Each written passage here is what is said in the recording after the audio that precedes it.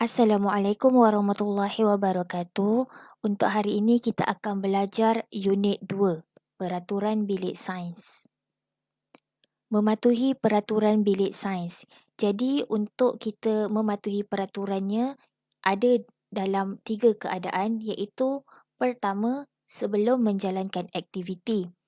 Kedua, semasa menjalankan aktiviti. Ketiga, selepas menjalankan aktiviti.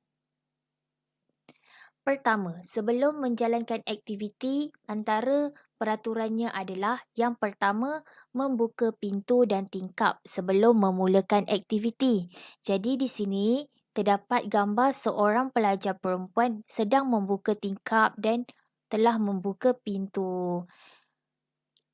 Mengapakah kita perlu membuka pintu dan tingkap sebaik-baik sahaja memasuki bilik sains?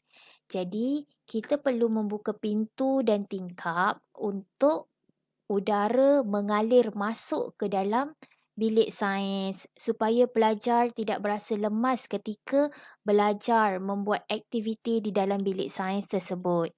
Yang kedua, peraturannya adalah memakai kasut yang bertutup.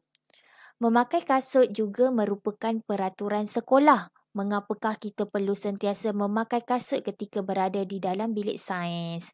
Jadi, kita wajib memakai kasut yang bertutup ini kerana untuk mengelakkan sebarang kejadian ataupun kemalangan yang tidak kita ingini. Sebagai contoh, kalau ada peralatan sains contohnya silinder ataupun bikar kaca terjatuh di atas lantai.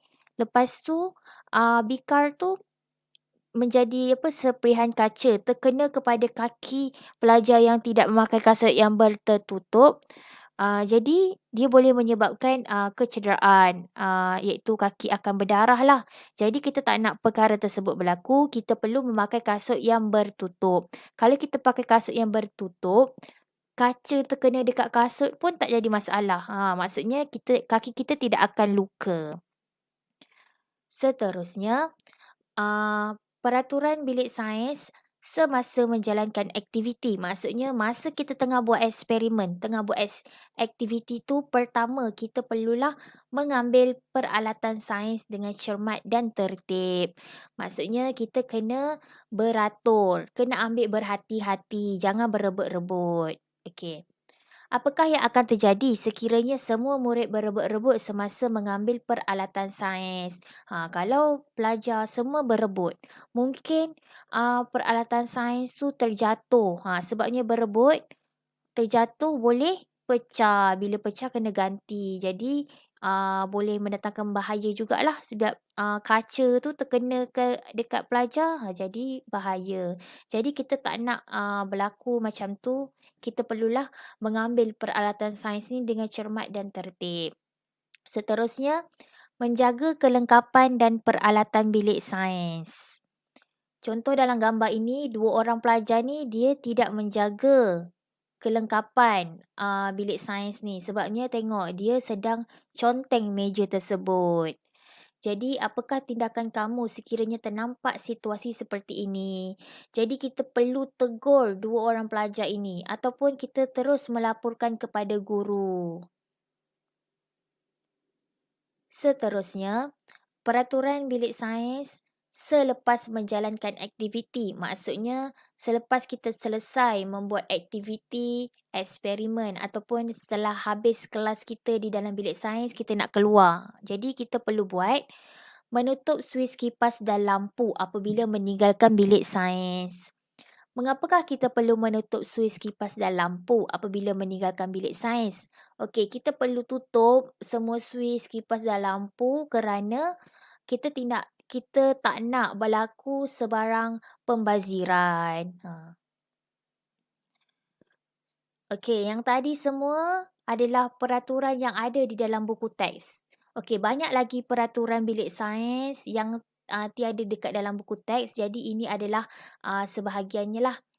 Yang pertama, beratur sebelum memasuki bilik sains. Jadi sebelum kita nak masuk bilik sains, kita kena beratur dahulu.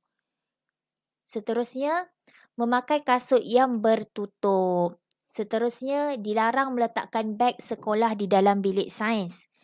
Jadi bila kita nak masuk bilik sains, kita tak boleh bawa beg sekolah dekat dalam bilik sains tersebut. Kita hanya boleh bawa diri kita dan juga buku sains. Seterusnya, membuka pintu dan tingkap apabila masuk ke dalam bilik sains. Ini supaya ada pengaliran udara masuk ke dalam bilik sains tersebut. Seterusnya, mengambil peralatan sains dengan cermat dan tertib. Seterusnya, menjaga kelengkapan dan peralatan bilik sains. Seterusnya, melakukan aktiviti mengikut arahan guru. Jadi, bila kita nak buat sesuatu eksperimen ataupun sesuatu aktiviti, kita kena ikut arahan daripada guru baru kita buat. Kalau guru belum bagi arahan, kita tidak boleh sesuka hati buat. Seterusnya, memaklumkan kepada guru jika berlaku kecederaan. Kalau ada berlaku sebarang kemalangan ataupun kecederaan, terus maklumkan kepada guru. Seterusnya, tidak makan dan minum di dalam bilik sains. Jadi di dalam bilik sains, kita tidak boleh makan, tak boleh minum. Walaupun kita makan gula-gula, tak boleh. Kalau nak makan ataupun minum, kita kena keluar dahulu daripada bilik sains, barulah kita makan ataupun minum. Seterusnya, tidak berlari di dalam bilik sains. Dekat dalam bilik sains, kita tidak boleh berlari, tidak boleh bermain, tidak boleh berkejar-kejaran. Sebab apa?